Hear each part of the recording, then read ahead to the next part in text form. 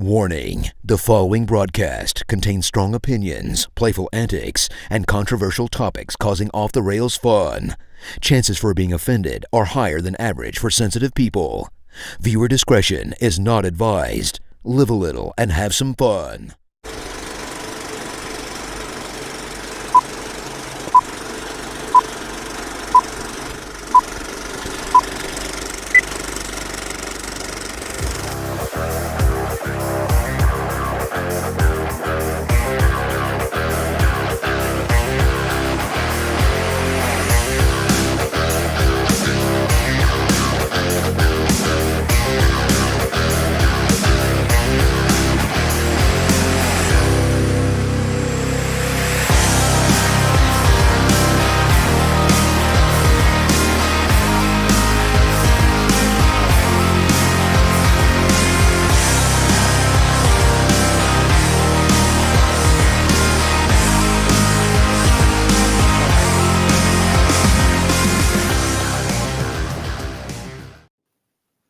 Hello, everybody. Welcome to the Coach's Box Call Like We See It podcast. It's been a couple of weeks, but we are back, and I'm here with Zach and Jughead67, Mr. Jason Jarvis. How's it going, guys? We're back. Hey, doing good. And if you watched my commercial today, you would know we were back, or my live, or whatever. We went live. I saw kind of once. I was driving because I shouldn't be doing that, but I had to see it because I was like, oh, looky here. Oh yeah, he was probably like, "Why is Jarvis going live with the Coach's Box?" I first thought, is Kevin doing a butt dial again? He's going live with the Coach's Box. Going live his from his butt. And no, that's not the case. So it was good. I was happy. I was like, yeah, I don't have to figure out a way to delete that. So good stuff. And we are back, and we are going to talk about some sports tonight. I love sports, some stuff and sports and whatever. And for anybody, including probably a couple people on this show who haven't paid any attention, I know that since the Cardinals haven't made the playoffs in a long time, we all forget that there is actually baseball being played. Still, yet, I know check out. I get you. Hey, I didn't pay a lot of attention to it down the stretch. I would down the stretch. I say is probably back in hang on. When I say down the stretch, it was like May. Hang on. I don't know if it was May. Maybe like June 7th. Okay, that's May. That's a lie. Right. Okay, so April 29th, I was already done because the Cardinals weren't going to make the playoffs. No matter what Kevin kept saying, hashtag 91 wins, not possible. The Brewers are in our division, and the Cubs were better, so obviously they're going to get all the wins. So if you haven't paid any attention or lived under a rock like these two guys have, arguably, and I've talked to a couple people who aren't exactly complimentary of anything or anybody whatsoever, agree that the performance that Shohei Ohtani put on in the NLCS in Game 4 with the Dodgers up 3-0, he is the highest paid player in baseball ever. He is a pitcher and a designated hitter. His performance was one of the ages. He was 3 for 3. He hit 3 home runs, drove in 3 runs. And the only reason he only drove in 3 runs is because, again, this day of baseball analytics, putting your best hitter at the top of your lineup means if he hits 3 home runs, he's going to hit 3 home runs and drive in 3, which, again, I hate. But 3 home runs, was walked once, which I think after he hit 2, you probably should have just kept walking him, but whatever. And not only did he do that, which obviously is a hell of a performance, he was also the starting pitcher for the night, went 6 innings, gave up 2 hits, struck out 10. 10. Okay? 10. And 10. That's right. After he asked Miss Davis to the prom, he got 10. Guys, I said this before we got on here. There's nobody else who's ever done this because nobody else has done that outside of Babe Ruth, who was a pitcher and a hitter, but did more pitching and then became more of a hitter and didn't do either of the same overlapping very much. Now that Shohei is fully healthy and he's back to pitching, which he played an entire season last year, needing to have Tommy John surgery and hitting. He didn't pitch. Right. Now he's back pitching. That's probably, arguably, the greatest single baseball performance of all time. Thoughts? Yeah, for a single game moment, I mean, Yeah. you can't think of anything better. I mean, Playoffs. Playoffs. It was to win the series. I mean, you can go back Reggie Jackson's 3 home run night with the Yankees. You could say, at least because we're homers, David Freese's performance in the World Series, just because of the magnitude of the game. Kirk Gibson, his home run, but what he did in a single night was good. Now, the fact that, let me ask you this. He just said good. Well, no, it was phenomenal. It was. It's all right, Now, and here's why I say good as opposed to is it all time, because they were up 3-0. It was, it wasn't a World Series. They have the highest payroll. It's an all-star team versus everybody else.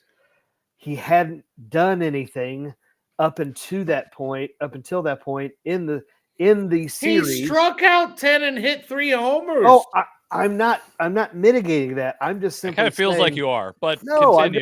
I'm just simply asking if you downplaying it, but go ahead. I'm just saying, when you compare everything, and maybe take out what he did through the whole rest of the series, but if you're comparing it to, they were up 3-0 in the NLCS versus a World Series Game 7.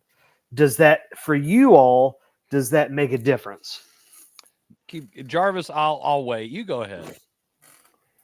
I mean, yeah, this wasn't This wasn't Game 7. It wasn't tied 3-3. Game 7. No, but performance-wise, in one game, right, in the playoffs, to put them in the World Series, whether they're up 3-0 or not, he struck out 10 major league batters and hit 3 dongs and pitched 6.1 innings. Yeah. It's phenomenal. It's phenomenal. It's a phenomenal performance. Is it? I mean, I'm going to take Freese's performance because of when it was. Yes. But it's still one of the greatest performances of all time. Mm-hmm. I mean, it's something that probably won't ever be duplicated. No, it's never going to be done in our lifetime. Yeah. Unless he does it. Unless he does it again. He's the only one who's going to do it. I mean, you're not going to have – there's not going to be – I mean, if Rick Ankiel would have been so screwed up, he might have been able to do something like that, But I don't see it happening again. Unless it's him. He, as the kids would say, he is him. That's he's him. Well, I mean, let's also think about this for a second. I said performance. Yeah. I didn't say the best series. This is a single game. You step in. I'm performing. Mm-hmm. There isn't anybody who's done anything else in a single game better at the highest level you possibly can. You would say it's like for whatever reason, I can't think of the former two-way player of the Eagles. I'll think of it later. The last two-way football player ever. It is the single best performance in one game that anybody has ever had in Major League Baseball. And there is no comparison because no one has ever done it. They might have hit 4 home runs. Yeah, there's been 5 guys who've done that. Hard hitting Mark Whitten, baby. There you go. And then struck out 20. But you know what? Right. 4 home, but they've never done it on the other side either. Mm-hmm. So not only do I help my team out offensively, which guys have had great offensive games. He had a great game defensively. Like, here's everything I got on both sides. You can't ask any other player ever to do anything. Yeah, and you brought up like the super team. Who cares? Yeah. Super team or not, or the best bought team in the major. It doesn't matter on his performance. His performance was Yes. one of the greatest. It doesn't matter about the team. Doesn't matter that I hate the whole. That's baseball's problem. Baseball needs. There has to be. That's a whole other topic we could get on about how, I hate the whole Los Angeles can have a whole other team. Like they have a whole backup team that could be better than some of the other teams in the major leagues. That's a whole other story. But his performance is one of the greatest we'll ever see in our lifetime. And I didn't even know about it. That's how sad that was.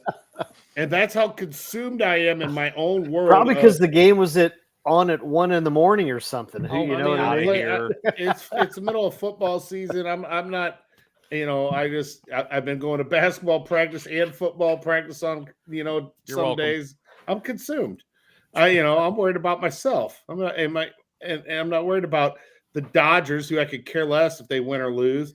Or think about this. Dodgers, Blue Jays, World Series. What? All right, before we jump into that, Kevin, let's get your thoughts on Shohei's performance. I don't know what you guys said before I hopped on, but it's probably the single greatest athletic performance. If you would have heard Zach's puke that he spewed out of his mouth, he downplayed it. He acted like it was, he plays for a super team. He played the I take that back. We've seen this before, but it's been in the little leagues by that one super kid in every league. And he was like 17. Danny Almonte. Danny Almonte. What a throwback name that is. What's happened to that guy? I don't know. He married his teacher or something, I think. I mean, it's all weird now. Listen, Mike Trout probably did it when he was 11 against some, Bryce Harper, okay, but Bob's bail bonds. Yeah, so what are we talking about? We're talking about when they're little bitty kids. we're talking about on the biggest stage, the second biggest stage, Zach, because it's now World Series. Oh God! NLCS. He's always looking for that weird angle to try to get something. It's so negative. The problem is it was like an obscurity because of when they had the game on.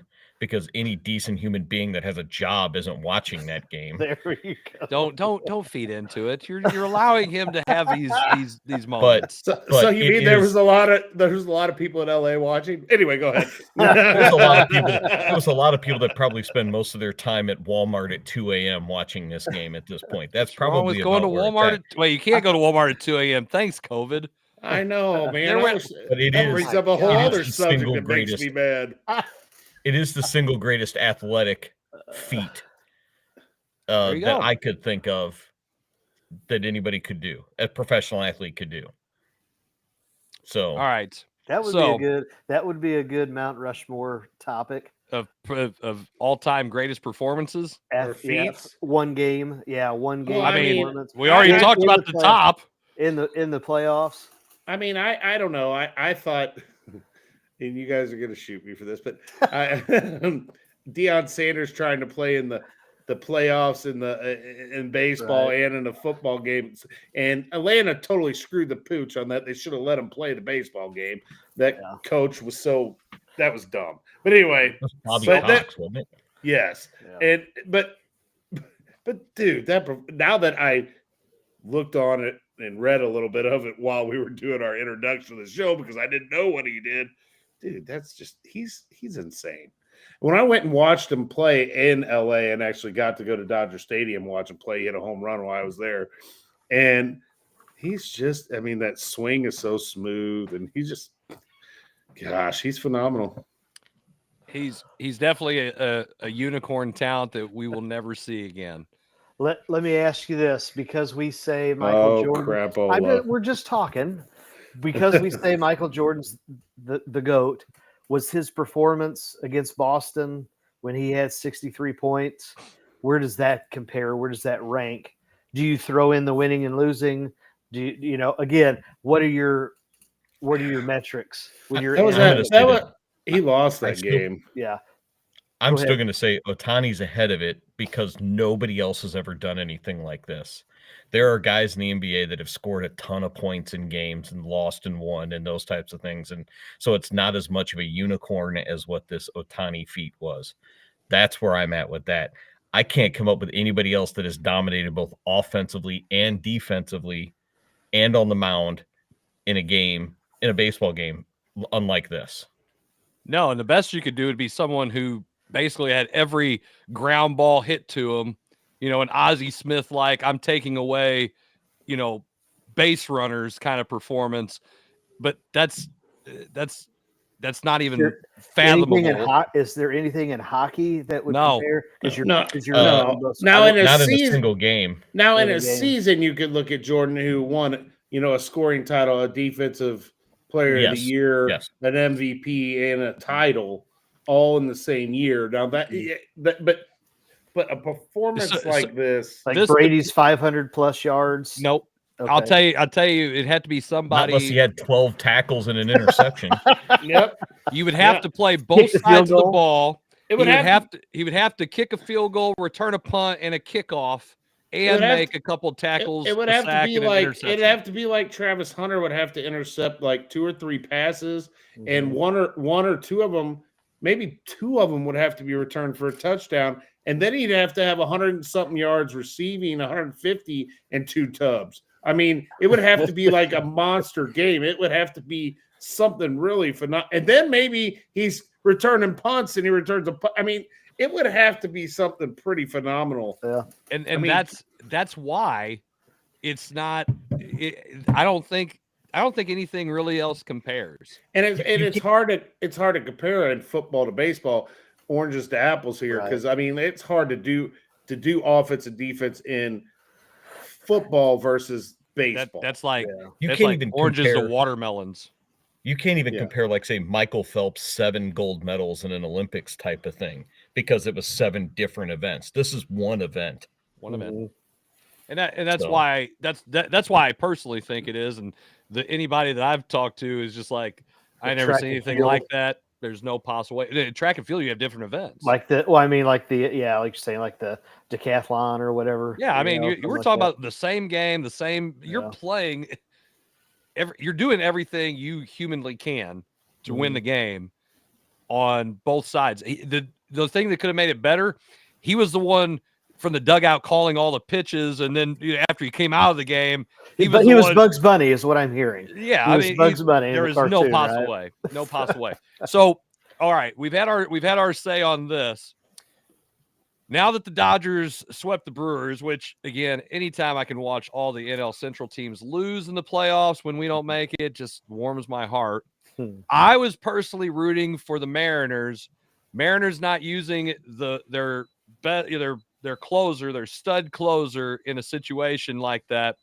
Well, that's why they deserve to lose and still have never been to the World Series. So the Blue Jays, who beat the Mariners in 7, even trailing 3-2 in the series, they will take on the Dodgers. Guys, what's your thoughts on the World Series? I gotta give a little background here. The last time the Blue Jays were in the World Series, I'm just saying there was there's a one-night stand with the Hooters waitress that resulted in this kid being born. And if you don't understand the reference, that's from the movie Big Daddy. Yeah. But I thought that was great. I just had to share it. I love that movie. It's so funny. The fact that Toronto can go to the World Series from last year, I think they were last in their division. I think they were. I think I remember hearing that on the radio. You might have to check that out. You might want to fact check. Go ahead. You keep talking. We'll fact check you while you're doing stuff. So that has to, again, because we're Cardinal fans and we want them to do well. Like maybe that's some type of hope. Zach is correct. Will you stop? Per use. Will you stop? Stop. Just stop. But what did Toronto do? What did they do, Zach? They went out and got players. They What'd went they out get? and got complimentary pieces. We got a bunch of complimentary guys. Well, we got a whole roster. I mean, what are you talking about? Like, roster. they're all complimentary. They're all like role player guys. Right. Like, hey, I can only do one thing. We don't have anybody who can do a bunch of things, you know? Like drive-in runs and hit for power and get on base and draw walks. Well, the Cardinals do have 2 guys that are in the Silver Slugger finalist for the utility position. So they can play a lot of positions and hit a little bit. Yeah, so they can hit a little bit and play a lot of positions. Yeah. Like, look, we have a whole team of Swiss Army knives. Are they sharp? No. Right. What's that? Yeah. Do they cut anything? No. Jack of all trades, master of none. No. Little League Timmy can hit a little bit and play a lot of positions too. So we've got a whole team of those. So you know, I think the Blue Jays also benefited from some of their players not being injured most of the year like they kind of were last year. George Springer, obviously, who hit the go-ahead 3-run home run off of not the closer for the Mariners, because what a dumb idea that was. Springer has the 3rd most postseason home runs of all time, by the way. George Springer is a gamer, and he won't be a Hall of Famer because he just doesn't have the numbers. And frankly, since he left the Astros, he hasn't really been healthy. But the dude's a gamer, and on the biggest stage, like he can hit the ball. Yeah. And the Blue Jays, they don't have just a bunch of studs. Okay, I'll give you. They have Vladimir Guerrero, who is at least one. Vlad is a stud. Yeah. There's no doubt about it. He is a stud. And this year, like he didn't even have a great year by his standards. He only hit 23 home runs and 84 RBIs. I mean, but we didn't got anybody who, I think our top home run hitter only hit 23. George Springer played 140 games. He had 32 home runs, 84 RBIs. That's their 2 big boppers in the lineup, right? Dalton Varsho, nobody's ever heard of him. He hit 20 home runs. And Addison Barger had 21 home runs. Bo Bichette, who's supposed to be a stud for them. He was hurt, though. He's been hurt the last couple years. Yeah. They got a decent catcher who can hit at Alejandro Kirk, but their strength is they have timely hitting, and they have guys who can pitch well enough to just win a little. Can I add another stat for you? They only have 2 dudes that have more than 100 strikeouts. So what are they doing? They're putting the ball in play. Yeah. Kevin, what happens when you put the ball in play? Good things happen. Good things happen. Yep.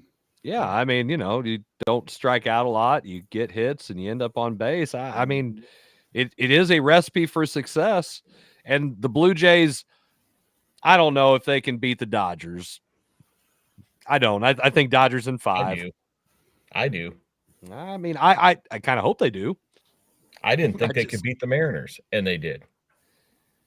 I mean, the thing about the Mariners is they have, to me, the Mariners had the best chance of winning the World Series because they had 3 pitchers who can pitch a little bit, but they're young.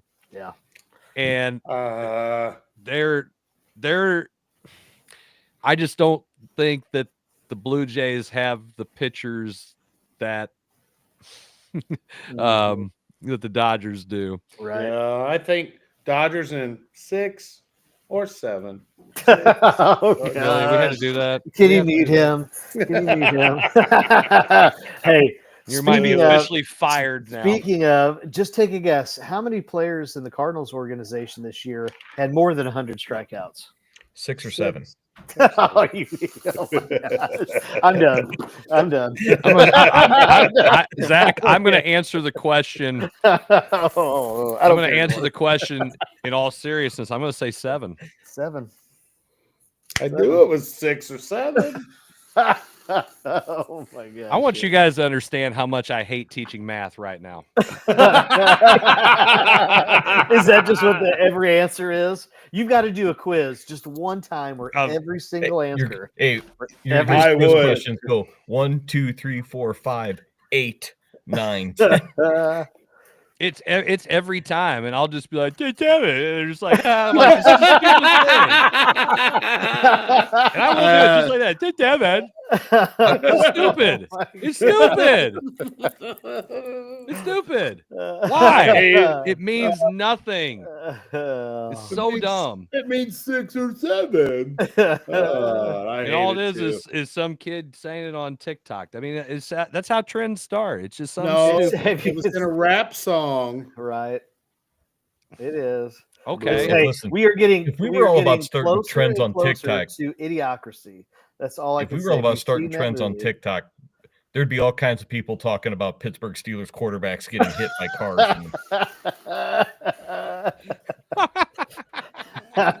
Still top notch. Gosh, It's never going away. Guys, Internet's forever. Every 6 or 7 weeks or episodes, we got to bring that up. I mean, I hate you. I hate you so much. Hey, I'm going to say this. I'm going to say Blue Jays in 6. Oh. Ain't no way. Why? Why would you root for Canada? No. 91 wins. No, don't root for Canada. Oh, we saw how well that played out.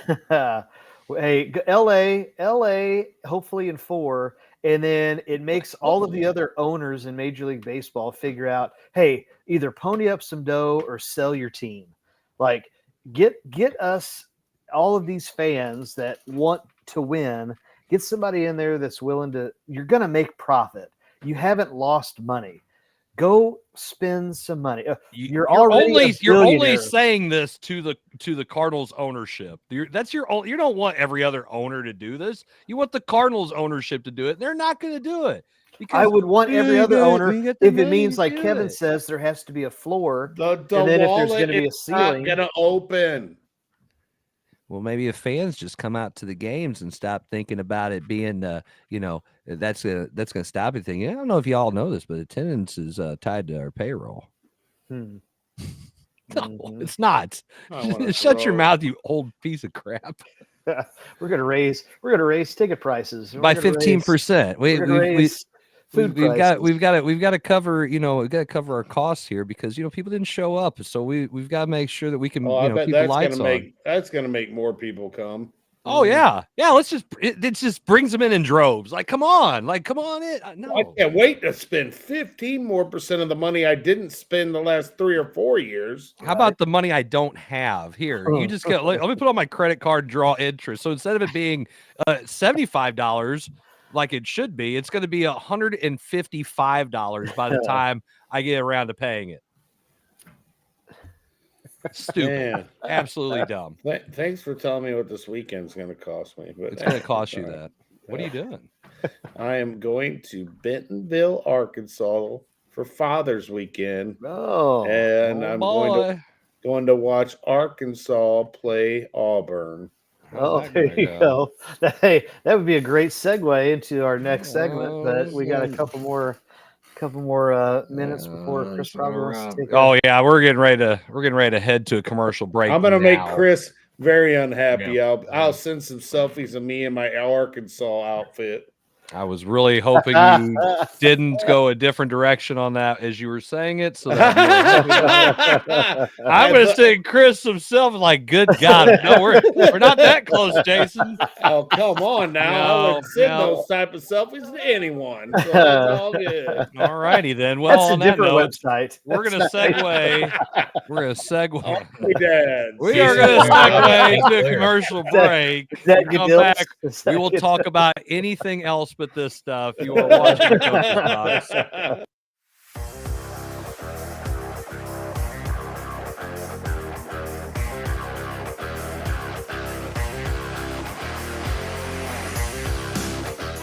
I'm the guy sitting next to your girl on the kiss cam.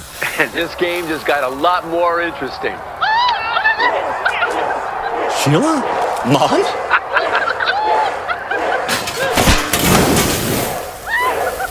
Fire! And if you don't have the right home coverage, you might have to kiss your savings goodbye. Let's go, beat it.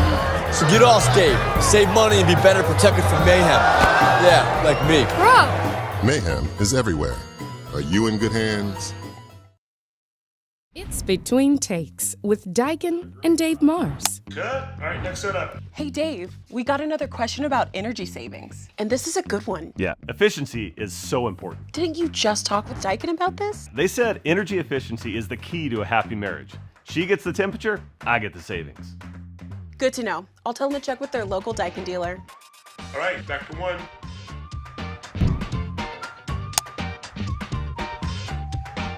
Give Home by SMCI a call today at 636-337-4444 or email them at service@homebysmci.com.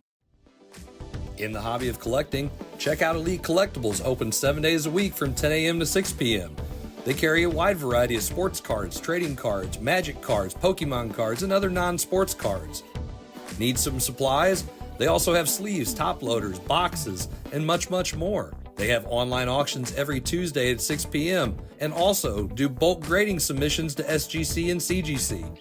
Check out Elite Collectibles at 1258 Main Street in Imperial, Missouri. You can also view their entire inventory at www.elitecollecting.com. You need new entertainment. You need full-length content. You need the Real Fresh channel. Hey, I'm Health Fresh from the Real Fresh channel. Subscribe today on YouTube. We have new content. We are a network of podcasters putting out new stuff every single day. Whether you need sports, pro or college, whether you need comedies, whether you need pop culture, whether you need wrestling. We've got so much content on there. Gaming. Check it out. Live, not live. We've got it all. The Real Fresh channel. Subscribe today.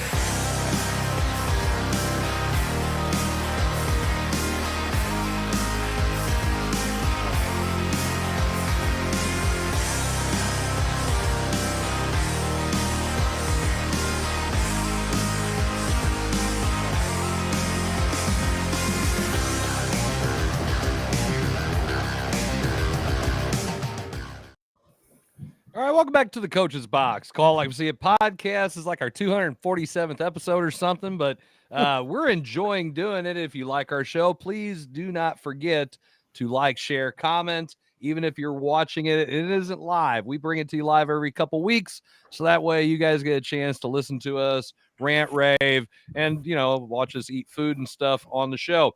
So our next topic, Zach, let's hear it. Bring us right on in. What's the matter? That's just the cat got your tongue. Yeah.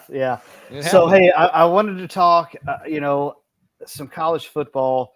We have. I'll ask you if you think Mizzou has arrived or not. But college game day going down in Nashville. So you've got Vandy, who is number 10 in the nation, gonna play Mizzou, who is 15th in the nation. Maybe this is Drink's what I think could be his first top 10 win while at Mizzou. Fellas, pretty big game for the Tigers. What do you think? It's a huge game for the Tigers. It's probably also a must win if they want to get into the playoffs. But it's weird. I think the thing that people keep forgetting is that Mizzou being the away game for college game day, there's not as much pressure on them at this point because they don't really do much with the visiting team. This is all about Nashville and Vanderbilt. And is that going to be part of a distraction for Vanderbilt and Pavia and Clark? I always mispronounce his last name, Ray. How does the visit of game day to Nashville affect Vanderbilt? I'm less worried about it affecting Mizzou. So in that sense, does that play into this? Oh, I think it does completely. I think the fact that you've got all this scrutiny, got all this extra attention, and as coaches, we all try to downplay as much as we can, keep things normal in big games. Like, hey, It's a big game. This is something we're used to doing. Blah blah blah. There's no normal to this. You've got the biggest college football pregame in the nation showing up on your campus. So you got all the extra attention. You got all the extra media there. Hopefully it really is a deterrent for Vanderbilt. And, they're a little distracted by it. And it works out in Mizzou's favor. I know I'm looking forward to that and hoping, praying. But I know it's going to be a tough game either way. And I am kind of curious to see how it goes. Vandy is playing tough. So kind of curious, like I said. Jarvis, what do you think? I think Mizzou wins. I think this game's going to be easier than last week. I think wow. I think that first off, I think that you're going to have a good amount of Mizzou fans at Vanderbilt. If you noticed when they played LSU, there was a lot of purple in the stadium. Nashville is one of those places where a lot of people buy tickets in advance. They get, this is a game that people mark as a visiting crowd to go to. It's a place where everybody wants to go to, very partying type of town. And I just think that, Mizzou got that first away game out of the way. That Auburn's haunted, man. That field is haunted. They buried the birds there. That place is haunted, man. Last week was crazy. I'm hoping that they got all that craziness out of the way, and I hope they get a down the field passing attack plan for this week, and get number one the ball. Gosh dang it, and go down to Vanderbilt and show this national media what Mizzou's all about, and go down there and get that win. And I'm confident in Vanderbilt. I mean, I think Drink said it best. Oh, who's going to be there? Well, it has nothing to do with us. It ain't going to affect our routine. That's all for the home team. I mean, So let me set the stage for you, and you guys, Chris, we'll start with you here. All right, so you look stylistically, their one loss is to Bama. You've got arguably probably the Heisman front runner in Bama's QB. He has a heck of a game. Stylistically, I would say that is different with Vanderbilt's quarterback. What does Mizzou have to do to win? Because I would say the last two games in terms of play calling, I think they have gone away from their identity. But I think you have to give SEC teams credit for taking away their identity. So, I mean, on either side, both sides of the ball, what do Chris, start out with you. What does Mizzou have to do to win the game? Well, first off, they have to win at the line of scrimmage and run the damn ball. And then when they load up the box with, 25 guys, the manager put a couple buses in there, like Jarvis said, you got to throw the ball down the field. And you got to be able to complete passes down the field and make them pay for doing that. I think you got to run some play action. I think you got to keep them, SEC teams have had enough tape on you right now to know that Hardy's your best player. He's your best option offensively. He's got to find a way to get the ball. He had to find a way to establish him and get it in second and short. You can't be second and long, third and long situations. And then Bo's got to take care of the ball, and they have to throw the ball. And they have to throw the ball down the field to some degree and move the chains. Long drives. It's the same. It's their recipe for success the rest of the way through. If you want to make the college football playoffs, they have to run the ball. They have to control the clock, control the line of scrimmage, and then they have to be able to stop the passing attack. I think the front seven can give Vanderbilt fits. I worry about the other four guys in the back who sometimes forget that their job is actually defending the pass, in most passing situations. That's my concern. That's how I feel like if they can do those things, they will win the game. I don't think Vanderbilt has played even as tough of a schedule as Mizzou. I really don't. They're not. I think they're good, but I also don't think they're 10th in the nation good. So as many of these teams bounce up and down in the rankings, I think Vanderbilt's one of those teams that they're trying to be a contender, but they're a pretender. This is a chance for Mizzou to just be like, listen here, okay, you're done. Have a seat. Okay. And they kind of leapfrogged what Mizzou's supposed to be. And it's a feel-good story because they haven't done anything since the 1940s or whatever. But they haven't been an SEC favorite since 1979 until last week in any of their SEC games. That's a long time in a conference. Mizzou's new to the conference. There's no love for Mizzou. It's not the Vanderbilt feel good. Mizzou's got as many 10-win seasons in the last however many years than Vanderbilt has all time. Okay. So it just tells you where they're at, where we're at, and we're still new to the conference in everybody's opinion. If this was us and we were in their situation, everybody would be like, "Oh, Mizzou," and we would be ranked 10th. Okay, it's not the same. We're the flyover state. It is what it is. I think they can win. I think they have to do those things. Kevin, what do you think? I'm with Jason and with Chris. I think Mizzou does win this game. I think an underrated portion of this is which team can control their emotions early and weather the storm. Don't get taunting penalties. That's exact. Vanderbilt coming off a big win against LSU. That's an emotional win. And then having game day on site does not help them in that situation. It's a bit of a trap game for them in that essence.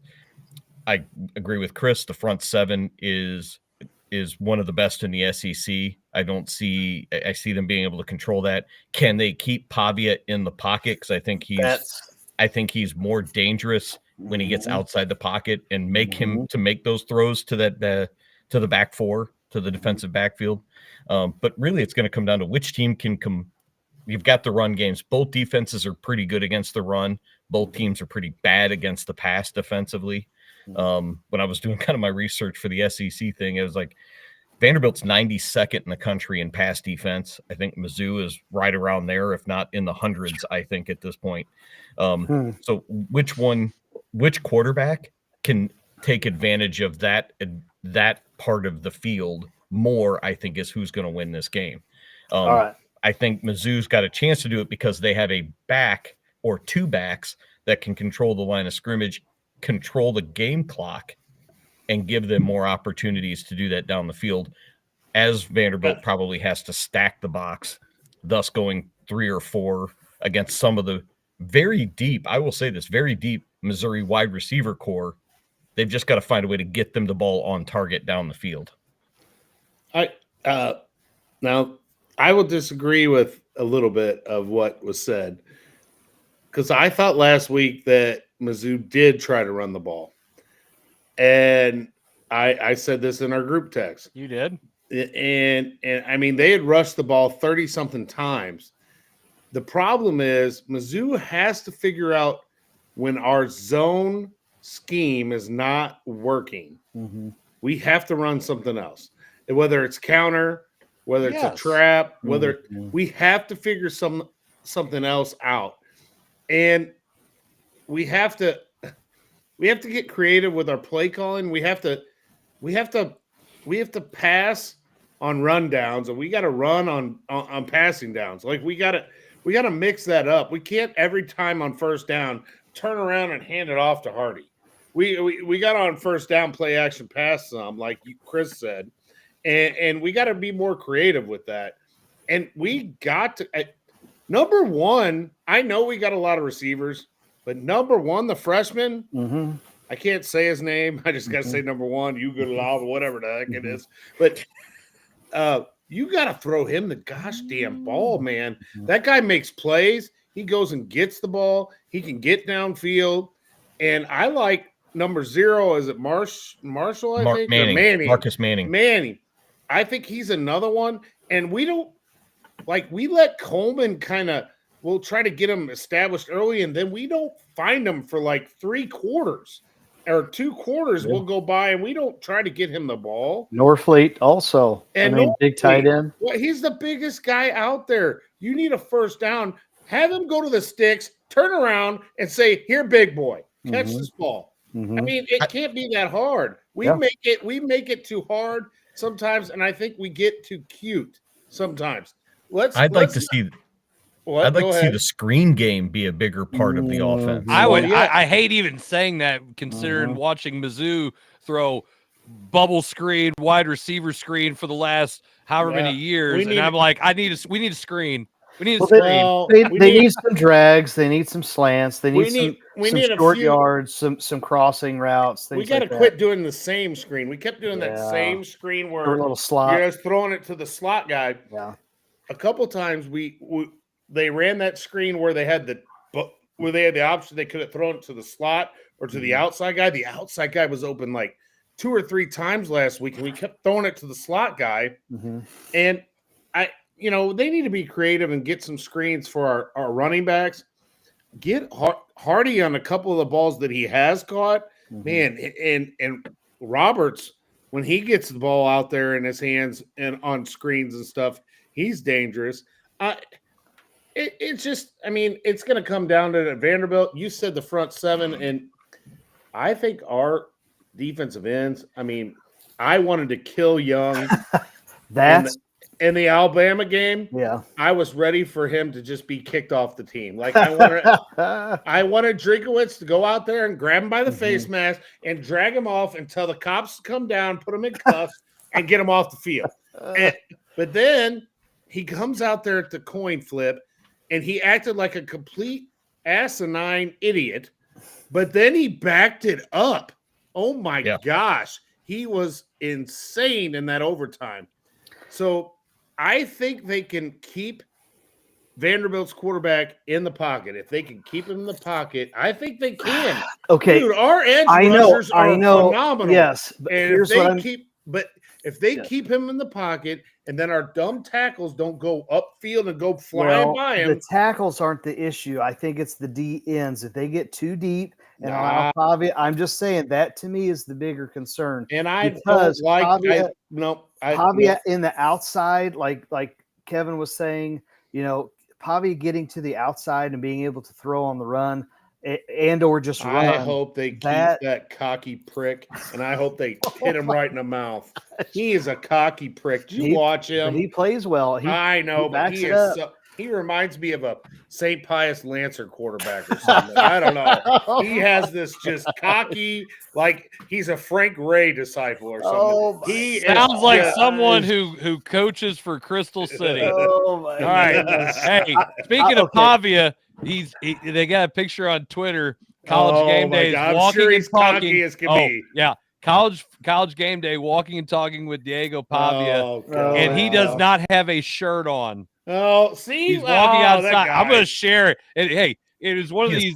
It's at Show Me Zoo says, "Buddy out here with no shirt on, doing game day interviews. We got you. This ends Saturday." Pavia is this close to being Johnny Manziel. Yeah. I mean, he's winning. That's a good comparison. He's winning. I'm sorry, St. Pius. Forgive me. Yeah. Just some Hail Marys or whatever you guys do. But but I'm just saying. But oh my gosh. That doesn't surprise me that Pavia has his shirt off. Jarvis, just stop talking for a second. Let me help you out. Chris, mute him. You should have muted him. Shut up. I gotta leave it on. I just gotta leave it on. We can tail of the tape. Which quarterback do you think is going to be better in this matchup? Bo. I mean, for Mizzou to win, Bo has to be. So I'm kind of hoping Bo is.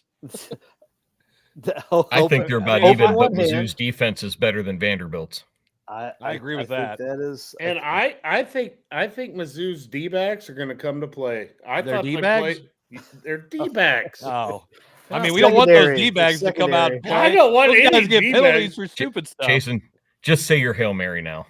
He's up to at least 5. How do you do that? You gotta up to at least 5. So I don't know all of this. Spectacles, testicles, wallet, and watch. There you go, Austin Powers. Austin Powers. God, right that there. is kind of funny right there. Well, what are you, left-handed or right-handed? Does it matter? That changes everything. That changes everything. Changes everything. I got a funny story I'll tell you about that whole thing. That's later, gotta be off air, I'm sure. Well, heck, as much as I said on there tonight, it's all good. Louise. All right. So we got a few minutes before we got to take another break. Chris, I'm going to ask you this. I want to ask you this. All right. 49. So with college football's landscape, we had talked, and I want to tie this together into NIL and coaching. Oh, here we go. And then I want to go through this. Look at the parity that college football has. I would argue that you have Ohio State, clear cut number one. There is a little bit of a gap, and then you can go 2 on down.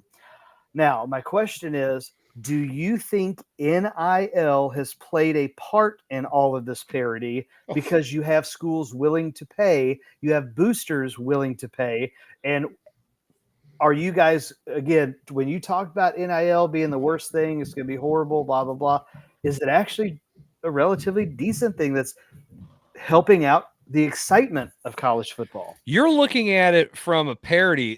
What does parity mean? And it means everybody has a shot to do what? To get to the playoffs. Oh, so it's just get to the playoffs. No, parity is to have an opportunity to win. Okay. Like win the whole thing. Right now, Ohio State in basketball March Madness. Oh, you can't say there's that. no parity there. There's not enough parity. It's too big of a tournament. It's too big of a tournament to have that happen. Mm-hmm. Okay. What is that noise? Who is? I don't know. My son is up there. It sounds like this. It sounds like we're at Robinson Gymnasium right now at my house. Are you in Miller's cross country locker room? No, I have a bathroom. Is there dust falling out of the ceiling? Is that another hole going to be up there? I don't know what West is. Don't bring that up. Oh, come on. Oh, too soon. Too soon. It's been like 6 or 7 years. Okay, so it's Ohio State and everybody else, and there's no parity. Right now, Ohio State plays nobody. They play in the Big Ten, which means like you'll play somebody every 5 weeks. Yeah, but they still struggle. Michigan. It's really, in Zach's analogy, it's just tier 2 got bigger. That's it. That's it. Yeah. Not even tier That's 1. It. Tier 2 went from 4 teams to 12. Okay. Wait. By the way, no. And how many teams get in the playoffs? Oh, good. More teams get to be the best of the rest. What? Come on.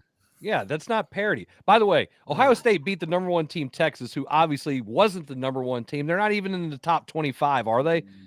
So Texas, they beat Texas, and they beat Illinois. There is nobody else ranked on their schedule until Michigan. So parity doesn't affect the teams that don't play anybody in their big 15-25 conference or whatever the Big Ten actually is now.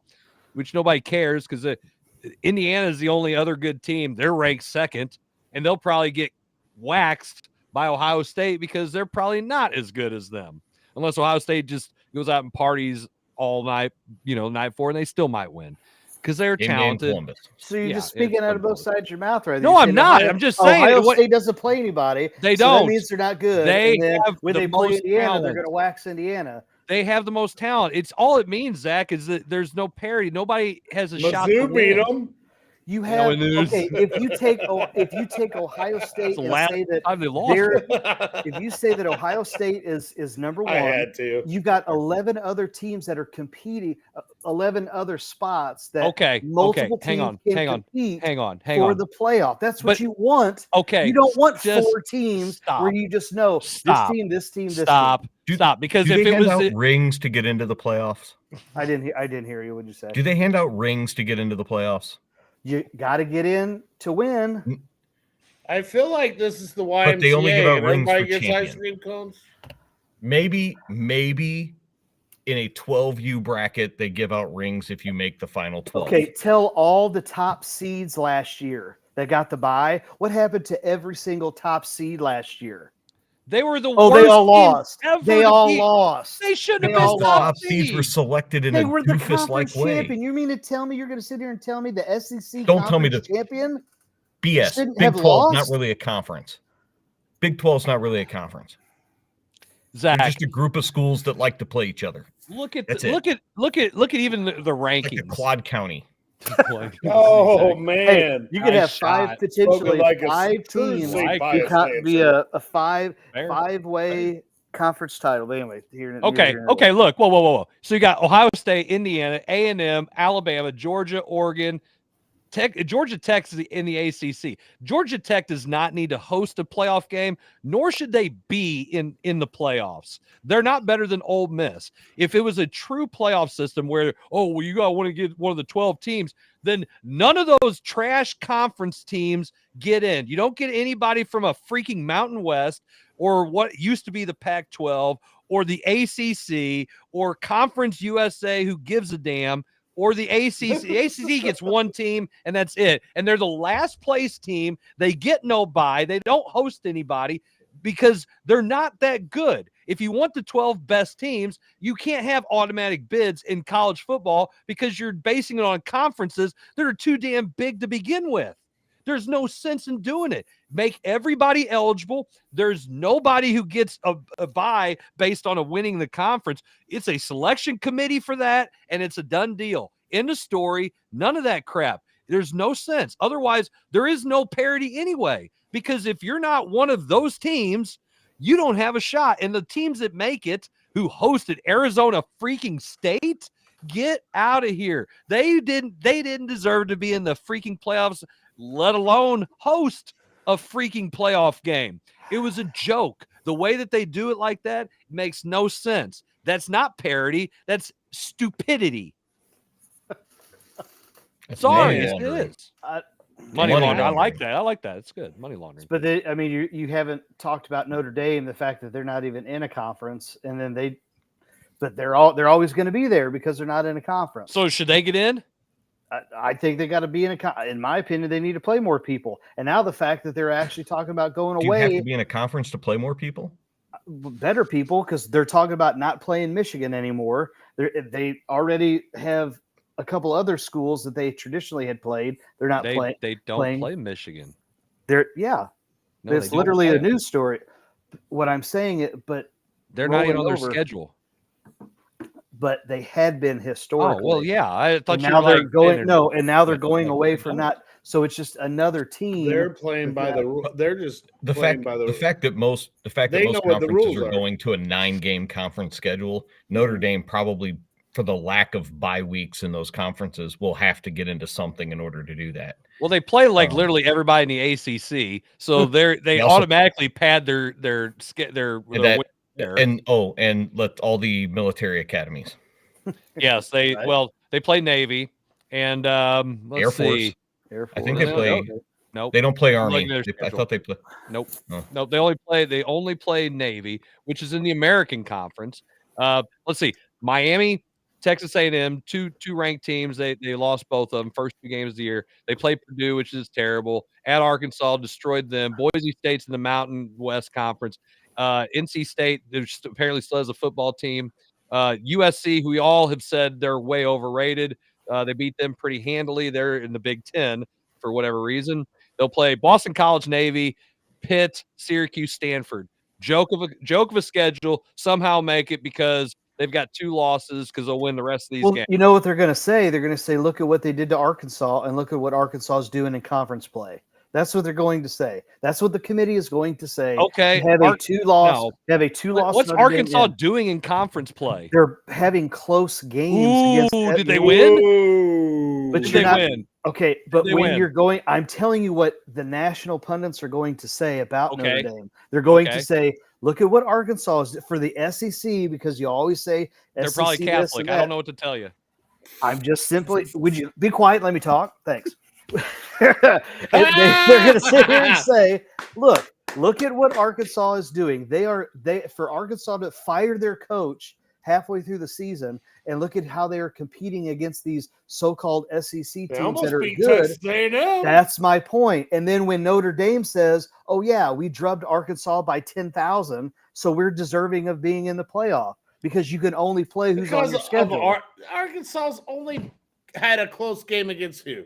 Texas Tennessee. Tennessee. Their SEC schedule. That's what I'm trying to say. They almost they did lose to Memphis. Okay, so let's not forget that Arkansas is still really bad, and they're going to lose to Auburn this weekend when I'm. They are 2-5.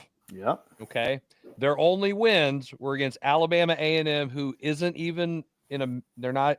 They're FCS. They're FCS. Yeah, they're like they beat Arkansas State, so Ole they have the. They Ole have Miss by a touchdown. Okay. Tennessee by 3 points. They lost by to 3 Memphis. points. All they of lost these, to Memphis. You're not listening to what I'm saying, though. My point is that the committee is going to sit here and say, look at what Arkansas is doing against SEC teams. So, and then look at what Notre Dame did, right? So they're going to naturally put Notre Dame in there, even though they have a weak schedule. If Notre Dame gets in because of what they did to Arkansas and the fact they play literally nobody else. I'm just telling you. Which tells me it's not going to have anything to do with what they did against Arkansas. Zach. What we need is like a basketball. We need mark my words. If they went out there, they'll be a 2-loss team, right? Yeah. Notre Dame will be in over some other SEC 2 or 3 loss team. Wait, I'm not disagreeing with that. That's all I'm trying to say, and it's unfair. That's all I'm trying to say. If some pundit I agree with you, Zach. If some pundit makes it about the fact that they drubbed the crap out of Arkansas, okay, over with an interim coach, yes. I don't. If they make that, I'd be upset about that. They can make other arguments for it, whether they drub all the other teams or not. That's neither here nor there. We'd have to wait and see. The parity is actually coming from the SEC here. Okay, that's where all the parity is coming from. If we want to say parity, because those teams are beating each other and knocking each other out of higher ranked spots. The best conference in football. There you go. That's the deepest conference in football. Now officially with Vanderbilt not sucking, they are the deepest conference. Put Vanderbilt in the Big 12. What are they doing? They're winning it. They're winning it. Put Mizzou in the Big 12. They're winning it.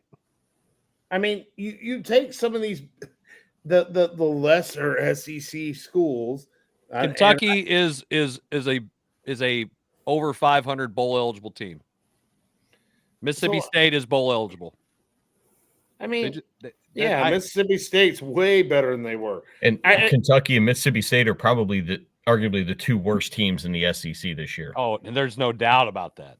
There's no Mississippi doubt State about was, it. What, 4-1 at one point? Yeah, undefeated at one point. Well, then they started playing their conference. You play one game, you win, you're undefeated. I mean, what would Auburn do? They were like 4-0. They were just being a smart aleck. What would South Carolina do? Hell, Florida.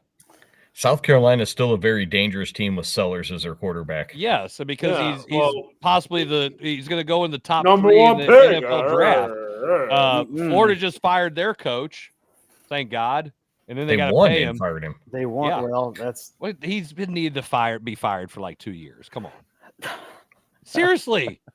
So let's get it. Okay, go. Were run they your passing the commercial. hat at their stadium until they collected enough money for the buyout? We can talk about that unless you want to talk about something else. Talk about these coaches. Calm down. We'll get you to bed. No, he wants to run commercials. So we got to pay the bills, bro. Yeah. Pay got them like bills. 6 or 7 to run. All right, we'll be right back. 7 commercials. Oh my God, Coach's box.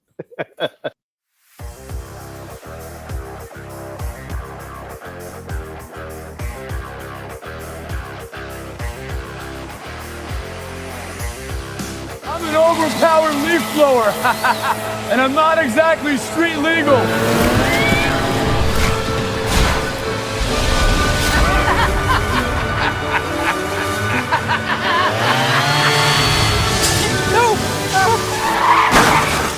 And if you don't have the right auto coverage, this could really blow your budget.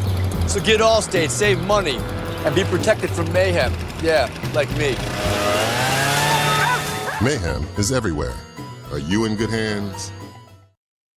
It's Between Takes with Daikin and Dave Mars. Cut. All right, next set up. Hey, Dave, we got another question about energy savings. And this is a good one. Yeah, efficiency is so important. Didn't you just talk with Daikin about this? They said energy efficiency is the key to a happy marriage. She gets the temperature, I get the savings. Good to know. I'll tell them to check with their local Daikin dealer. All right, back to one.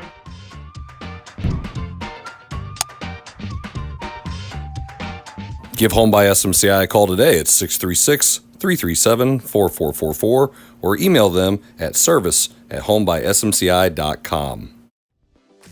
In the hobby of collecting, check out Elite Collectibles, open 7 days a week from 10 a.m. to 6 p.m. They carry a wide variety of sports cards, trading cards, magic cards, Pokemon cards, and other non-sports cards.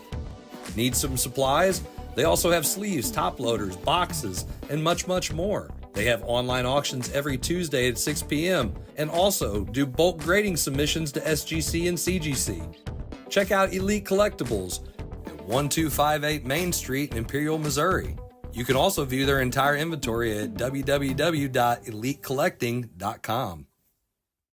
You need new entertainment. You need full-length content. You need the Real Fresh channel. Hey, I'm How Fresh from the Real Fresh channel. Subscribe today on YouTube. We have new content. We are a network of podcasters putting out new stuff every single day. Whether you need sports, pro or college, whether you need comedies, whether you need pop culture, whether you need wrestling. We've got so much content on there. Gaming. Check it out. Live, not live. We've got it all. The Real Fresh channel. Subscribe today.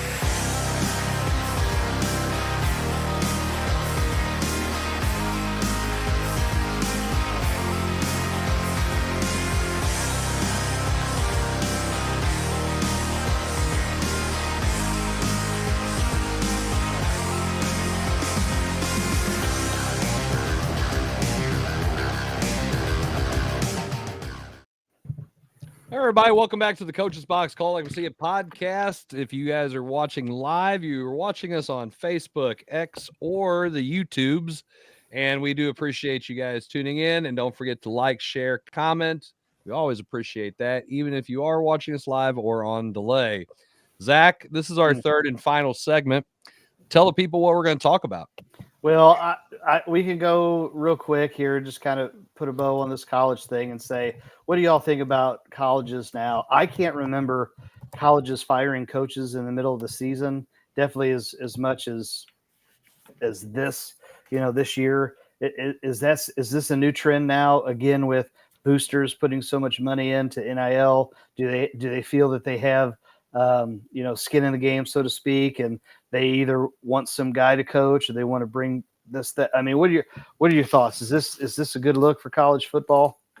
Well, the Florida guy has been deserving it for a while, so I mean, and if players can leave as quickly, then so can coaches. Whether it's leave on your own or because of somebody else's decision, this is all just kind of part of this now. It's win, especially in the SEC. It's you better find a way to win if you want to keep your job. Being a good guy is not going to get you to keep your job anymore. Yeah, I'm just guessing. I mean, I could be wrong here, Zach. Mm-hmm. I'm guessing there's just a lot of schools that need a new voice. I mean, that could be it. I mean, there's just a lot of schools that need a new voice. They're tired of the voice they have, and so a new voice needs to be brought in. I mean, the voice that they have has just gotten old and stale. I mean, I get that if you're losing, I get that if you've lost consistently, but the whole Franklin thing absolutely boggles my mind. This goes back to what we were talking about earlier. Then this win isn't the about big making one. playoffs. This is about winning championships. And Penn State wasn't going to win a championship with James Franklin. You could see that. So they want a different voice that can win a championship. The voice of championships in his voice. Nick Saban is not coming out of retirement. So no. Who are you getting? So let's talk about it real quick. So let's say again, Florida's open. You're going to have Penn State is open. You've got again. I'm just Colorado State. Nobody's going to want to go there. I think Florida State Norvell will probably get canned at some point. LSU probably. I mean, you're going to have some of these teams open up. Who are you going to get that is big time coaches? Like there's not that many big time names. You could, I don't know, Clemson. I don't know. I mean, do they again need a new voice with Dabo? But who's going to come in and coach? Well, if Clemson gets rid of Dabo's going to one of those others. Why would you though? If he's not willing to embrace NIL and you're Penn State and you're LSU, why would you pick him? The only one that would ever make sense to me, and this is just I thought of this today at school, we talked about it, was Florida State cans Norvell and Neon Dion comes to Florida State. That would be about it. Nobody. What's another name? Like, what's another big name out there that you're going to sit here and say, "Ooh, that's a big splash"? You're going to see some things like what NC did, even though it's not paying off for him. And someone like Belichick, they're going to go find an NFL retread, name. Yeah, Gruden. Well, look, there's been guys who've been fired in the middle of the season. It's part of college football, and it just seems like it's a bigger deal now because of how blowing up the whole thing is. Guys get axed all the time. The problem now is, you said, is NIL good for college football? The problem is these programs are legitimately now spending money. They're boosters. Everybody's throwing so much money now that you can actually see at the programs to get these players, and you're putting money in their pockets and they're not performing. There's no, you couldn't yell there's no return on investment before because you weren't supposed to be paying this money. Now you can say that there's not a return on the investment because we're not getting our money's worth. And when that happens, Zach, you know how it goes. It's all about the money. Well, we're not getting return here. So that guy has to go. And that's probably what happened at Penn State. That's probably what happened at Florida. And as everybody else who fires their coaches, like Arkansas did, that's what's going to continue to happen. And it will happen more because of that. Some people are going to make these hires that are going to happen is these coaches, especially these bigger schools, they're going to make that first offering at the big name that they can think of. That's what I'm saying. What name? Well, I mean, but you're talking some established names at the college game. Campbell from Iowa State, who's highly thought of. But do they is going to be on a lot of these lists. Lane Kiffin's going to be on these lists because he's always looking for the bigger paycheck. You're looking at some of those. Dion will put his name on some lists, whether or not they actually want him there or not. So you've got some other ones, and then there's always going to be the guy that wants to hire the flashy coordinator, the Major Applewhites of the world, who's now, I think it's South Alabama, but he was at Texas and at Alabama for a while. The guy at Texas, what are the other names? The guy at Texas San Antonio. They've been pretty good the last few years. Somebody will give him a shot. He probably doesn't go to one of those big schools. He replaces the guy that leaves to go to one of the big schools, type of thing. So it's those types of names that you're going to see. I don't know that there's a flashy hire out there. Does Drink want to leave Mizzou for the right school, or does he want to continue to build what he started? And so that's my question. When you're so quick to fire these guys, are you really sitting back, taking emotion out of it and looking at what are we going to do now with the program? Is Penn State going to be better without Franklin? Are they going to get that much closer to a national title without Franklin, with some nobody or some no doesn't name? matter. Zach, it doesn't matter. What matters is the fact that they had all this money tied up, not only in his contract, but in what they're paying these players, and they're the boosters and everybody who's got a hand in this now. They're not getting whoever's typing is the loudest damn typer of all time. My ADD is nuts. I just think that it doesn't matter. It's those people who aren't going to make the most rational decisions because they're all about my money and my money being spent for this is not happening. Then you need to make a decision. And that person who has to make the decision is worried about their own job. Yeah, we're going to go ahead and do that because I'm worried about mine. Boom. See ya. Now I can always pass the buck and say, well, we had a guy, but you all said we would need to get rid of that guy. So I'm kind of stuck trying to find a guy.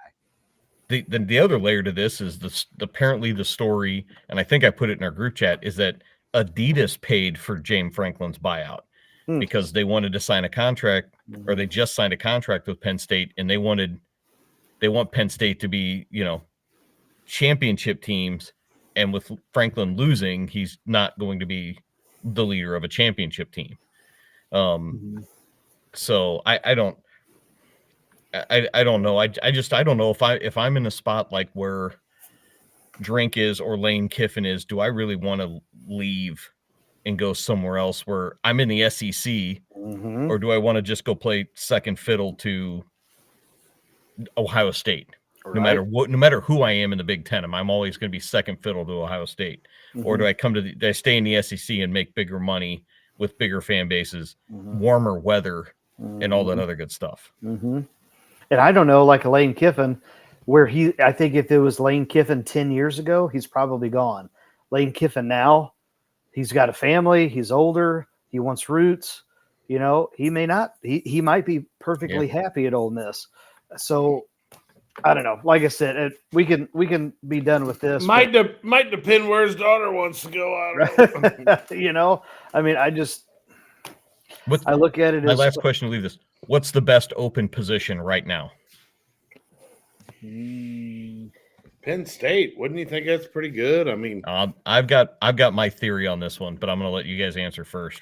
I think, man, that not in the future. We're just saying out of the handful of open. Right now, what's the best job that's open right now? Florida.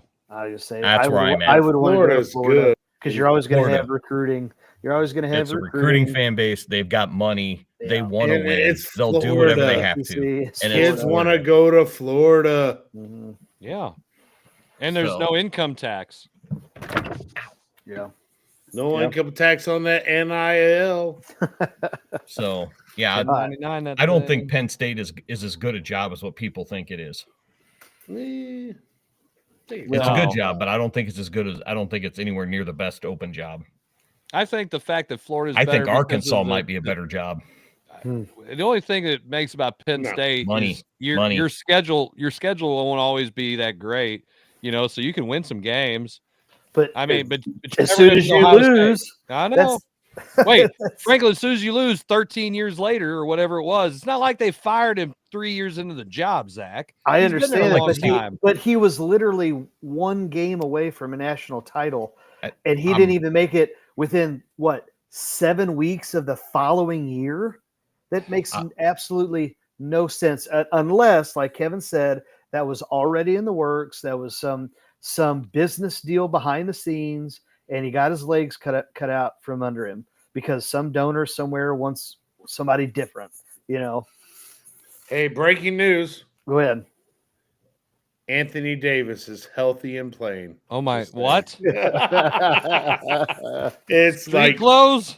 It's street clothes. I've seen him on the court. Just saying. There you go. Well, it's early on in the year. It's still warm out. It's like week one. Yeah. All right, so Chris, you tell us what you want to talk about. I said no because it's your show. No, it's not. It's our show. Okay. show. All right, Jarvis, you make an executive decision here. Oh, so I'm like Tony Stark. I'm like Tony Stark. Okay, that's all I am. I want to talk about the dirt on Schilt. Okay. What is going on there? Does that change your perception? Okay, well then let's for anybody who lives under a rock Mm-hmm. and doesn't understand what happened, please tell a story, Jason.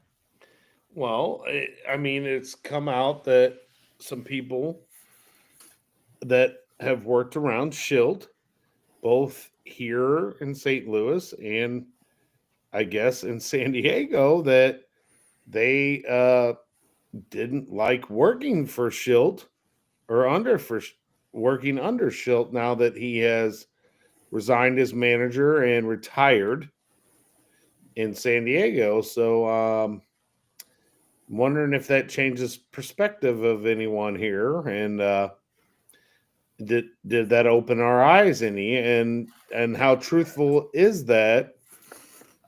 I will say this. I will, as much as we bag on Mo, the fact that Mo handled it professionally and said, "Hey, you know what? We just have philosophical differences, and we're gonna move on." Great. I will applaud him. He handled that administratively extremely well. We don't know. I mean, Jarvis, I don't know. Maybe you might find out this year, but like, if you have a head coach that's kind of a hard-nosed son of a gun that's maybe tough to play for or tough to coach with, that doesn't really pay attention right now. I'm listening to everything you say. No, but he's taking receipts. he is. No, but here's the thing. Like, he's of the old school Tony La Russa, Cardinal way. Like, I'm not your friend. I'm your coach. And like, I'm the head coach and you're the assistant coaches. Do your job. Right. So now, was he going well beyond the line of behavior, or are we in a situation where people can't take criticism or coaching? Like, Chris and I would have plenty of arguments and he'd yell at me, but at the end of the day, it's like, he's the head coach. Like, he's the head coach and it's his program. It's what he wants to do. I could have my own thoughts. I could think he's wrong, but he's the head coach. He gets to make those decisions because it's his name and his rear end on the line. So do we lose that, or is Schilt way on to the extreme? I don't know. I don't know. I when I heard that after this all went down, I'm like, I don't know. I'm wondering now. I'm wondering what I mean, because everything I've seen, I mean, and players seem to respond to him. Mm-hmm. I mean, they went on a set, what was it, 17 game or whatever it was? Yeah. Winning streak. So evidently the players responded. So, and I don't know, was it, I mean, I've heard coaches and I don't know, administrators, for lack of another word. Well, I don't remember. Did they say players? Even Matt Holliday was critical of him, basically saying you don't treat people right, when you don't treat people like peers. You may be the manager, but there's 4 or 5 coaches on that staff that played in the major leagues for a long time, and you should treat them as peers, as your staff. You hire them to do a job, and then you micromanage everything they do. That doesn't set up for a very good work environment, and that creates a weird continuity amongst the staff that the players feel. That's a direct quote from Matt Holliday. So I'm just going to go ahead and speak on a couple things here, because I know that Zach kind of served me up there a little bit. He did. So I'm a little worried about how this season's going to go. All right. So I mean, and anybody who wants to, check this receipt can always talk to Zach and always talk to Eddie. Am I always easy to work for? No, I'm not. I'm not going to sit here and tell you I am, because there's an expectation. I demand my players to do things, and I expect my coaches to do things, and I don't think there's anything wrong with that. I think that the level, like, again, and Zach can tell you, I have jumped his ass on the bench, not in a way that's demeaning to him, not in a way that I feel like it would be an embarrassing thing for him in front of the players, to where it would undercut his authority with the team. As a matter of fact, I try to empower my coaches, especially in front of my players. I was having a conversation, believe it or not, with another coach in a different program who's his assistant, and talking about the fact that in a situation where the head coach told them to do XYZ and they had a parent come talk to them, talk to the head coach about it. The head coach who gave these directions threw that coach under the bus. I don't know why they did that. And kind of asked me like, well, how do you handle your assistants? And I said, in those situations, I said, well, if somebody talks to me, I'll take it on the chin for the assistant, because I stick up for my staff no matter what, even if they're in the wrong. I'll eat it for them. And then if it's something I need to correct, I do it behind closed doors. I would never throw them under the bus to parents, to administrators, to in front of kids. And I feel like that creates a problem. If it's the point where you're questioning the staff and you're making them, it's as silly as it sounds stupid or, unintelligent or in not able to do their job, then, and players can see that, it doesn't matter what age level they are, it's a problem. Having high expectations and being demanding is not the same. So if you're one thing and then you're the other, there's a problem. If you're demanding and then you're protecting your coaches and empowering them and maybe trying to teach them some stuff, what you want, and showing that's totally different. I try to be that way. I'm not sitting here telling you I'm perfect. I am a complete butthead sometimes, and I had a different word I was going to serve up there too, and I didn't. But I will say that's, I hope at the end of the day, and I feel like that's why Coach Eddie's been with me as long as he has, because there ain't none of you guys here that I've given him more crap than all you guys put together. Okay. Well, he deserves it. He never shows up. I know. Well, here lately, we have a running total of a couple of kids who show up more right now than he has, and we just continue putting. And I put that out. I mean, I make sure I hammer that one home. But at the same time, I mean, if I needed to take that proverbial bullet literally, I mean, I feel like I'd have their back.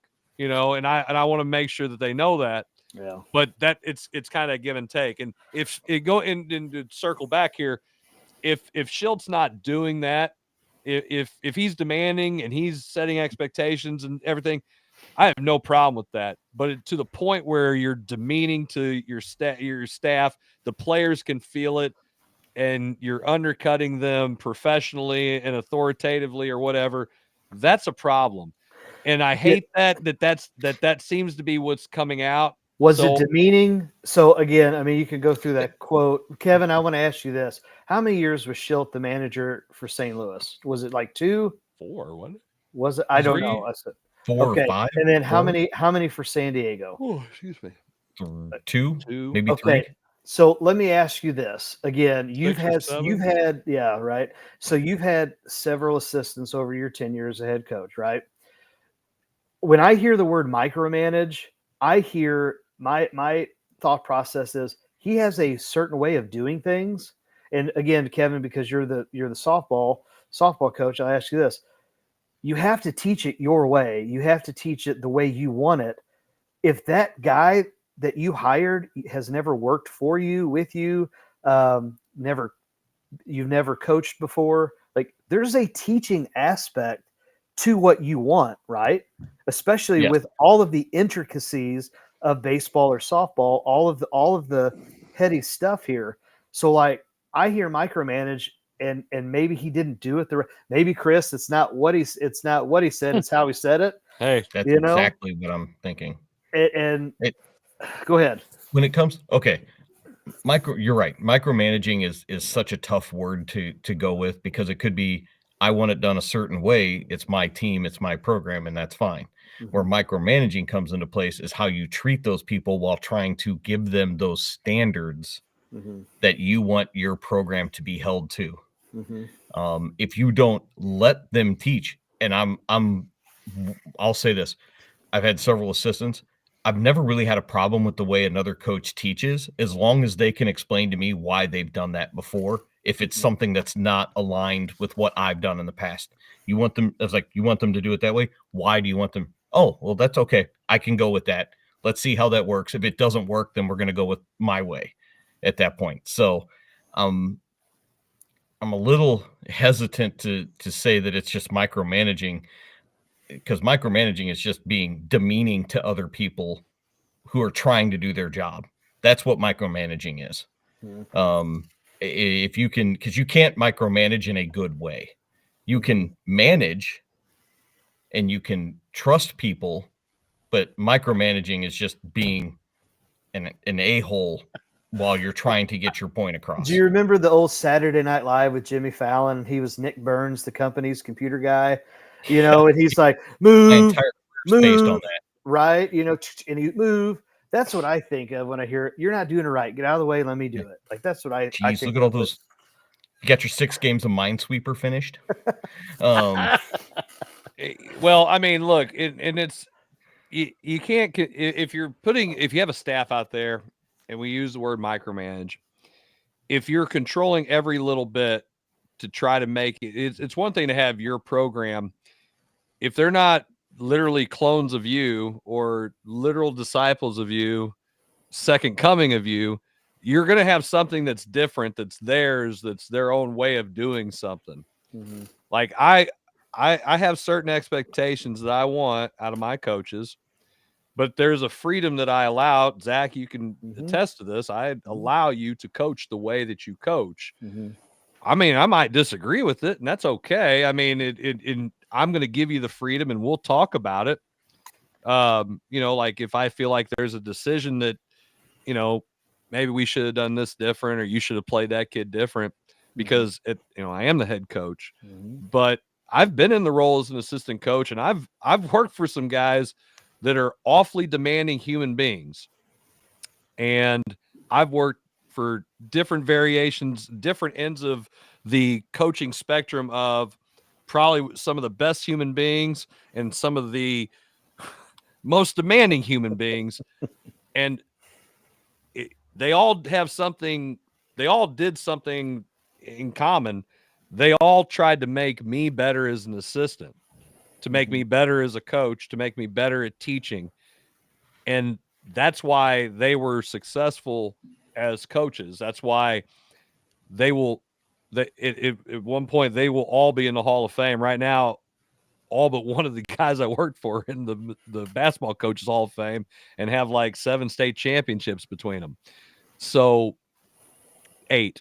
So there's that. You try to make those guys better as assistants, and that's what they did with me. I always try to do that with my guys, and I give them that freedom because that's how I was taught, that's how I was treated. And then there is like some teaching to it, and there is, well, I want it done kind of under this umbrella, but you can do it your way. We all have the common goal, like we can drive all around here, end up in the same spot. And I feel like maybe that's not, I don't know if it was a how you said it situation. I would hope that Matt Holliday is not that soft of a human being, or his information was that bad that he's going to go kind of, on hearsay. So I'm assuming there's got to be some validity to it, which is unfortunate because, he is a guy that we wish we still had here. Right. There's probably a reason why we don't.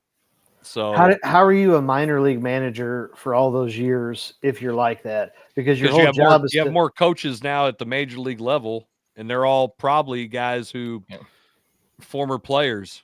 Right. But what I mean is if you're such a jerk, you literally, that's the heartbeat of the program, of the franchise, is the farm system. And your job is to develop. There's so much changeover at that minor league level that the guys leave for all kinds of reasons at the end of the year. And it may never have gotten out that I really don't like working for that guy. And it might have just been, hey, I'm going off to a different opportunity at a different team to do this. So, or is it ego? I mean, it's probably ego on everybody, him, all of the assistants, because like you said, you get to that level, you're the dude, or if you're not the dude, you think you should be the dude. And so, I mean, maybe there's some animosity there too. And I don't know. I mean, I think, Chris, you had said it earlier with the football analogy with the AD, where it's kind of everything CYA, and it's like, hey, you know what? I don't want to work for him because I'm not. I don't know. I'm not either. Again, I'm not being treated like the star that I'm supposed to be. I don't know. I mean, or maybe he's the biggest jerk in the world. No clue. Jarvis, I what don't do know. you think? I don't know.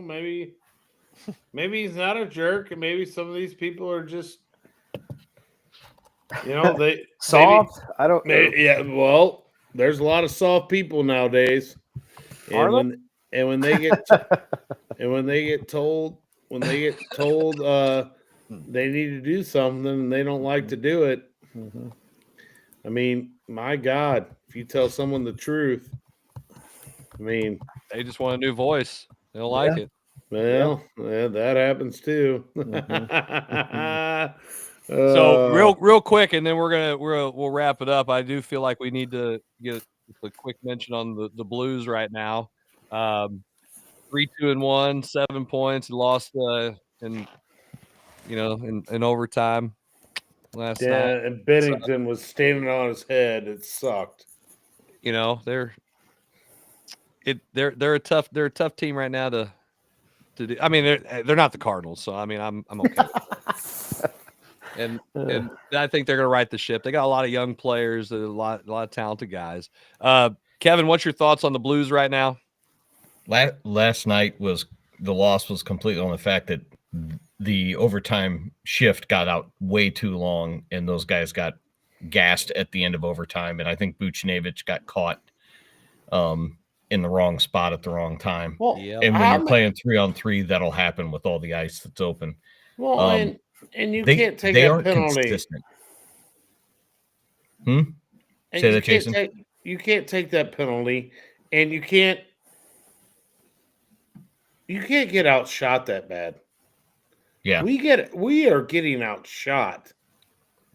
I mean, and it's not to say same old Blues, but we get outshot so bad.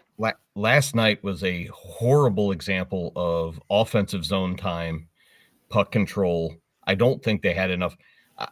I'd love to see the defenders shoot more from the outside, but teams have learned. They'll just pack the inside, pack in front of the net. There's no outside sniper that can force teams to have to skate out to the point to really defend. They'll just sit back 5-10 feet off of them and let them kind of just pass it in there because it's just a wrist shot. Outside of Parayko occasionally, there's nobody that will just wind up and hammer a puck from the point. And I think we need to see more of that in order to pull those teams out of that 5 in the box type of defending. Well, and that's the thing too. I mean, what I noticed when I was watching the Blackhawks game when Joe Hofer decided to just suck, crap the bed. That was some of the worst thing. I even Pang was like, that's a simple thing. Like, you can't do that. Like, shut up, Pang. He went to work for the Blackhawks. But he's not wrong. And they just could not keep the puck in their zone. And they're looking for that guy coming off the, hiding back there, waiting for the puck to like almost like they're snowbirding. Everything's they want everything to be a backdoor feed. Yes. Like we're gonna catch them on a shift, and we're gonna chuck it down to that guy and see if we can't get an advantage on a break. It's like you got to get the puck in the zone, and you got to control the zone, and you're right, man. I mean, there's nobody hitting from trying to shoot from the blue line, or no defenseman. They're trying to put the puck on the goal. Fowler, he isn't getting anything really. I mean, he's got 12 shots on goal, but they're just not getting production from guys. Holloway's got a -5 plus minus. And again, early in the season, I think they'll right the ship. They've got the right coach for it. And And hockey, I think you're going to see some massive line shakeups tomorrow night. I hope so. I mean, I really do. It's Fire the coach. We need a new coach.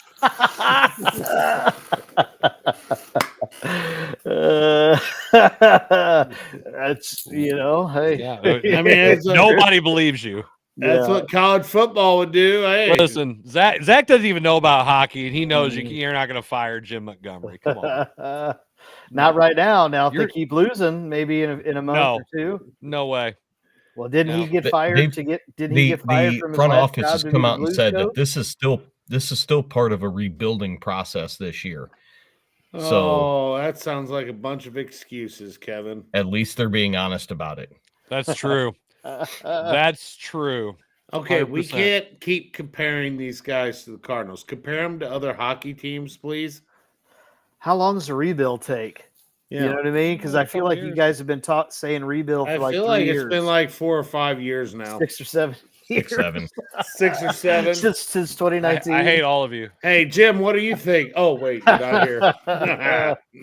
Hey, before you leave, this just popped up. So talking about, you were saying, It's just popped up? The It just popped ACC, up. the ACC and the SEC.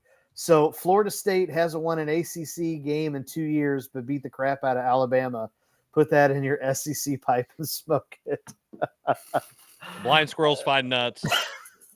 Okay, and then say they that die. to Texas, and then say they that die. to Who said that? I was just Facebook. Well, there you go. That's where I get all my information. All right. Well, I think that concludes our show for this evening. Zach always Debbie Downer. I know. Wah, wah, wah. I'm just waiting for. We need to put that music somehow on here. Yes, and every time he says it, bam, bam, bam. If we were in person, I could put that on the Would it be in the corner by your knee? Yes. Yeah. What? You don't remember that when he? Yes. Oh yeah. All right. On that note. Appreciate everybody tuning in for another. Yeah, you're all put on assignment, except Kevin. This has been another episode of the Coach's Box Call Like See It podcast. No one's Thank left you of guys the Coach's Box. all for showing up and being a part of this. Tune in a couple weeks for another new episode. He'll invite Eddie, but he'll never show up. Good night. God bless.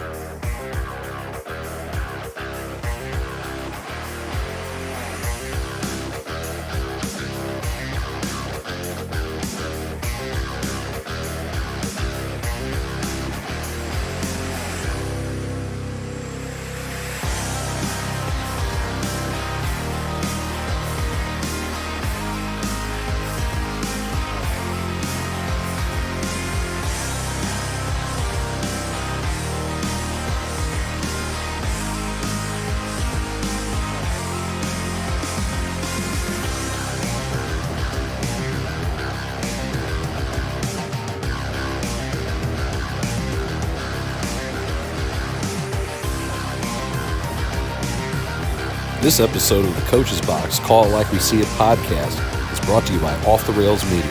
Life's more fun when you're off the rails.